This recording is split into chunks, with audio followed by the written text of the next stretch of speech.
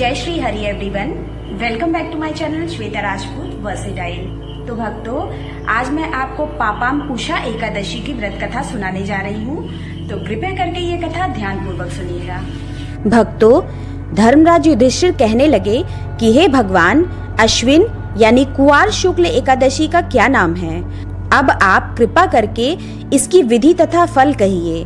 भगवान श्री कृष्ण कहने लगे कि हे युधिष्ठिर, पापों का नाश करने वाली इस एकादशी का नाम पापांकुशा एकादशी है। हे राजन, इस दिन मनुष्य को विधि पूर्वक भगवान पद्मनाभ की पूजा करनी चाहिए। ये एकादशी मनुष्य को मनवांछित फल देकर स्वर्ग को प्राप्त कराने वाली है।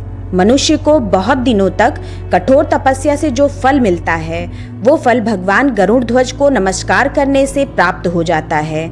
जो मनुष्य अज्ञानवश अनेक पाप करते हैं परंतु हरि को नमस्कार करते हैं, वे नरक में नहीं जाते। विष्णु के नाम के कीर्तन मात्र से संसार के सब तीर्थों के पुण्य का फल मिल जाता है। जो मनुष्य धनुषधारी भगवान विष्णु की शरण में जाते हैं, उन्हें कभी भी यम यातना भोगनी नहीं पड़ती। जो मनुष्य वैष्णव होकर शिव की और शैव होकर विष्णु की निंदा करते हैं, वे अवश्य नरकवासी होते हैं। सहस्त्रों वाजपेय और अश्वमेघ यज्ञों से जो फल प्राप्त होता है, वो एकादशी के व्रत के 16वें भाग के बराबर भी नहीं होता है। संसार में एकादशी के बराबर कोई पुण्य नहीं, इसके बराबर पवित्र तीनों लोकों में कुछ भी नहीं। इस एकादशी के बराबर कोई व्रत नहीं। जब तक मनुष्य पद्मनाभ की एकादशी का व्रत नहीं करते हैं, तब तक उनके देह में पाप का वास होता है। हे राजेंद्र, ये एकादशी स्वर्ग, मोक्ष, आरोग्यता, सुंदर स्त्री तथा अन्न और धन को देने वाली है। एकादशी के व्रत के बराबर गंगा, गया, काशी, कुरुक्षेत्र और पुष्कर भी पुण्यवान नहीं हैं। हरिवासर तथा एकादशी का व्रत करने और जागरण करने से सहज ही मनुष्य विष्णु पद को प्राप्त होता है। हे युधिष्ठिर, इस व्रत को करने वाले 10 पीढ़ी मातृपक्ष, 10 पीढ़ी पितृपक्ष, 10 पीढ़ी स्त्री पक्ष तथा 10 पीढ़ी मित्र पक्ष का उद्धार कर देते हैं। वे दिव्य देह धारण कर, चतुर्भुज हो, पीतांबर पहने और हाथ में माला लेकर गरुड़ पर चढ़कर विष्णु लोक को जाते हैं। हे नृपोत्तम, बाल्यावस्था, युवावस्था और वृद्धावस्था में इस व्रत को करने से पापी मनुष्य भी दुर्गति को प्राप्त न होकर के सद्गति को प्राप्त होता है।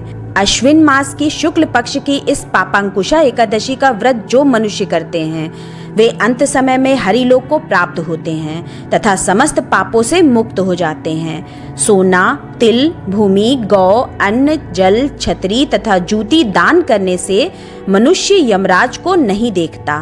जो मनुष्य किसी प्रकार के पुण्य कर्म किए बिना जीवन के दिन व्यतीत करता है, वो लोहार की भट्टी की तरह सांस लेता हुआ निर्जीव के समान ही है।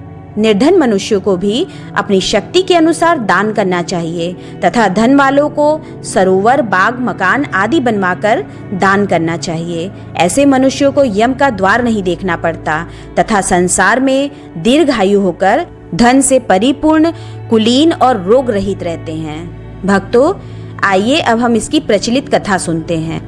प्राचीन समय में विंध्य पर्वत पर क्रोधेन नाम का एक बहेलिया रहता था। वो क्रूर स्वभाव का था।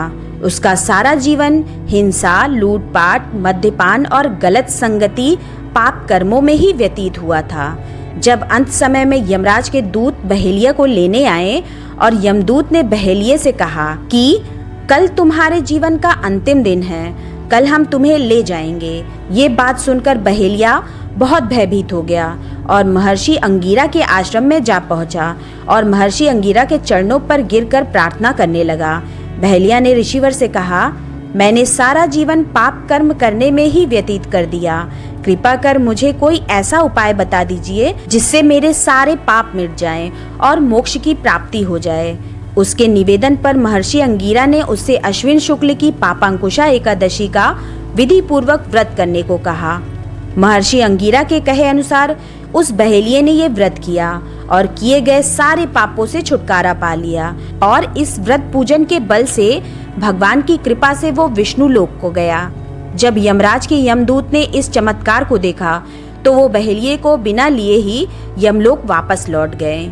जय श्री हरि। भगवान श्री कृष्ण ने कहा, हे राजन, जो आपने मुझसे पूछा वो सब मैंने आपको बतलाया, अब आपकी और क्या सुनने की इच्छा है।